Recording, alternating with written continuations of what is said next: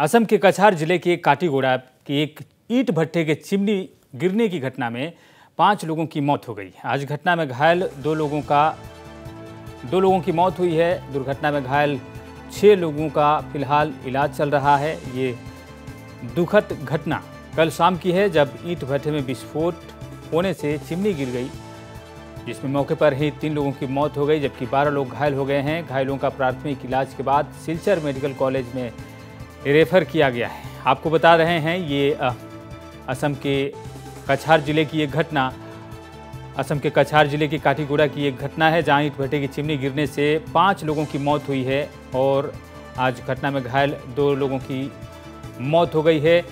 ये घटना कल शाम की है, जिसमें 6 लोगों का फिलहाल इलाज चल रहा है।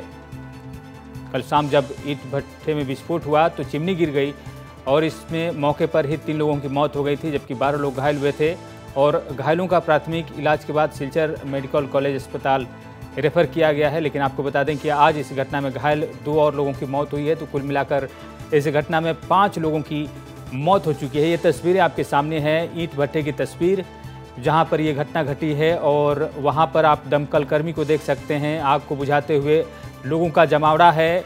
इस घटना में लोग मारे गए हैं, 5 लोग और 12 लोग के घायल होने की बात कही जा रही है, जिन्हें प्राथमिक उपचार के बाद सिलचर मेडिकल कॉलेज अस्पताल रेफर किया गया है।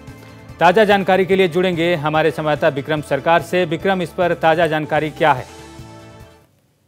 जो घटना है काफी दुखद घटना है। कल जब ये विस्फोट होती है, जो ईंट टनल में विस्फोट होती है, वहां पे 5 लोगों की मौत हो जाती है। कल शाम तक कुल आंकड़ा जो था मौत का वो था 3। उसके बाद आज जो ताजा जानकारी मिली है उसमें 5 लोगों की मौत हो जाती है, जिसमें से 2 माइनर है, एक 12 साल और एक 14 साल के बच्चे हैं वहां पे, और कुल 20 लोग घायल हो जाते हैं। ऐसा जो हमारे पास लेटेस्ट अपडेट आया है ये कि कुछ रिचुअल्स जो होते हैं, जो धार्मिक संस्कार कर रहे थे जब पहला विस्फोट हुआ, क्योंकि ये कल शुरू होने वाला था और अचानक से पहला कोयला डालने के बाद ही ये विस्फोट होती है। और उसी विस्फोट में एक इमाम जो ये धार्मिक संस्कार करने गए थे, उनकी भी उसी जगह पे मौत हो जाती है।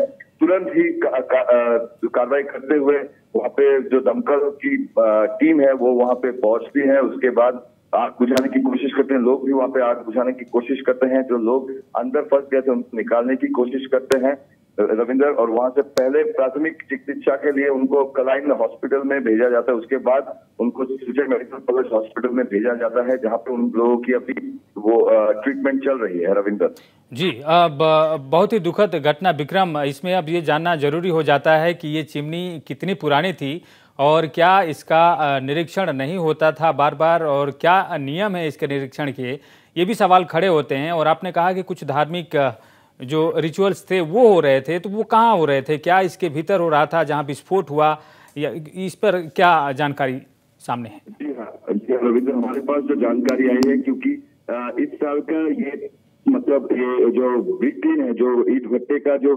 काम है वो कल से शुरू होना था। उसी के चलते धार्मिक जो कार्यक्रम है वो अंदर ही चल रहा था, ईंट भट्ठे के अंदर ही। जब पहला ब्लास्ट किया गया, कुछ रिचुअल्स होता है कि आग लगाने के लिए ब्लास्ट किए जाते हैं, और ये अभी तफ्तीश में जारी है। पुलिस, हमने जब संपर्क साधने की कोशिश की एसपी से, उन्होंने यही कहा कि वो अभी तफ्तीश में जारी है। और क्यों, कितनी पुरानी वो चीज है, कौन इसका परीक्षण करता है, ये सारे जांच के दायरे में आते हैं, क्योंकि ये बहुत सारे लोग होते हैं जो वहाँ पे काम करते हैं, और इन्हीं लेबरर्स के साथ इनके परिवार परिजन, क्योंकि बच्चे लोग भी रहते हैं। और ये प्रूव हो जाता है कि इस घटना के बाद कि कितना ये एक बहुत ही सेंसेशनल विषय है, क्योंकि हर एक ईंट भट्टे को अच्छे से जांच परख के, क्योंकि यहाँ पे बहुत सारे जिंदगियां जुड़ी हुई होती है जो काम करते हैं, और इसके बाद ये काफी गहरा हो जाता है कि लोग पहले इसकी जांच करें कि टनल कितनी पुरानी है, क्या वो ब्लास्ट के लायक है कि नहीं, इसमें कितनी जानो माल की क्षति हो सकती है या नहीं। इन सब चीजों को अपने जांच करते ही उसके बाद ही वो करना चाहिए। जी, अब ये भी कहा जा सकता है विक्रम इसके साथ ही कि पिछले दिनों हमने देखा कि जो पूरा जो कछार था, सिलचर था, वो बाढ़ से डूबा हुआ था, शायद इसलिए काम बहुत दिनों तक रुका हुआ है। ऐसे में चिमनी जो जहां पर ये दुर्घटना हुई है, इसी के साथ और भी आसपास चिमनियां होंगी, वहाँ भी इस तरह की अब सावधानी की ज़रूरत होगी। इस पर क्या कदम उठाए जा रहे होंगे? फिलहाल आपसे और भी जानकारी ये जानना है कि आपने कहा कि 20 लोग अब तक घायल हुए हैं और जो थोड़ी देर पहले तक हमारे पास जो आंकड़ा था वो 12 लोगों की घायल होने की था और जो घायल थे उन्हें सिलचर मेडिकल कॉलेज अस्पताल ले जाया गया है। ये जो 20 लोग घायल हुए हैं, इनकी क्या स्थिति है? फिलहाल इनका कहाँ इलाज हो रहा है? जी हाँ रविंदर, इन आंकड़ा बढ़ गया है, 12 से 20 हो गया है और इन सभी का इलाज अभी Silchar medical college and hospital में हो रहा है। और हमारे जो मेडिकल कॉलेज के प्रोफेसर हैं वहाँ के सूत्र हमें बताते हैं कि उन सबको स्पेशल ट्रीटमेंट और आईसीयू में रखा गया है क्योंकि वहाँ हालत काफी गंभीर बताई जा रही है वहाँ की। और जैसे आपने कहा कि बाढ़ के बाद बहुत सारे ऐसे भट्टे हैं जो निष्क्रिय हो गए थे या काम नहीं हुए थे, अभी काम होना शुरू होगा। तो उससे पहले जो एडमिनिस्ट्रेशन है, जो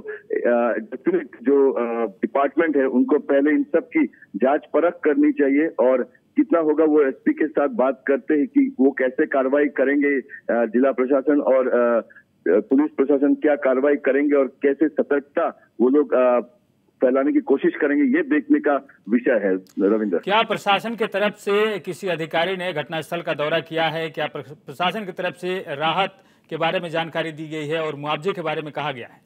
अभी तक रविंद्र प्रशासन की तरफ से कोई राहत या मुआवजे की बात नहीं की गई है, लेकिन वहाँ के जो सर्कल ऑफिसर हैं मिनरवा सिंह वहाँ पे पहुंची थी घटनास्थल पर। और अभी ताजा जानना जरूरी है कि क्या स्टेप्स अभी लिए जाएंगे प्रशासन और पुलिस प्रशासन द्वारा, कौन इसके पीछे है, क्या वजह है, क्यों ये ब्लास्ट हुई, अगर ब्लास्ट हुई क्यों इसकी जांच नहीं हुई, तो कौन कौन इसके दायरे में आते हैं, ये सब अभी देखने का विषय है।